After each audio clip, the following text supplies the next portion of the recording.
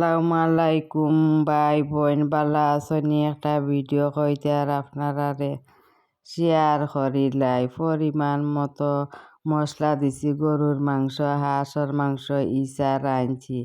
গরুর মাংস মাখাইয়া বুয়াইছি, খাইতে খুব একটা ভালো লাগে। হাঁসের মাংস মাখাইয়া রাঁধছি। গরুর মাংসরে মশলা যে আমার পরিমাণ মতো যে লেখান খান পরিমাণ মতো দিছি। আমিও আমার পরিমাণ মতো দিছি। 2 চামচ মরচর গুঁড়া দিছি, হলুদ 1 চামচ, পাঁচফোড়ন 1 চামচ, বাখরর গুঁড়া 1 চামচ, তেল পরিমাণ মতো দিছি, লবণ পরিমাণ মতো দিছি। দিয়া বেশ করি মাখাইয়া প্রায় আধা ঘন্টা মাখাইয়া রাখছি। তারপরে ইসা বাজি করছি। কালার তো আর দেখলার ইসা তো আর কি সুন্দর হয়েছে কালার।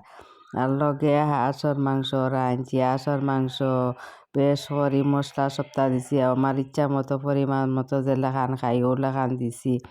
দিয়া মাখাইয়া বুয়াইছি। হাঁসের মাংস তো মশলা দিছি, মরচর গুঁড়া দিছি 2.5 চামচ, কারণ আমার একটু জাল খাইতে ভালো লাগে। হলুদ 1 চামচ, মরচর গুঁড়া 1 চামচ, পাঁচফোড়ন 1 চামচ, জিরা 1 চামচ, তেল দিছি স্বাদ মতো, আর লবণও দিছি স্বাদ মতো। এবার এদিকে আবার আছে কোয়েল পাখিও রাঁধছি। খাইতে খুব একটা স্বাদ হইছে। আর আপনারা কোন জায়গা থেকে দেখরা শেয়ার করবা, কমেন্ট করবা।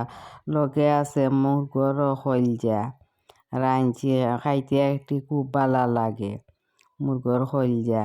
হয়তো আর আপনারা একটু শেয়ার করিলাই। সালমর কালার দেখলে তো বুঝতে পারবা কতটুকু স্বাদ হয়েছে না হয়েছে।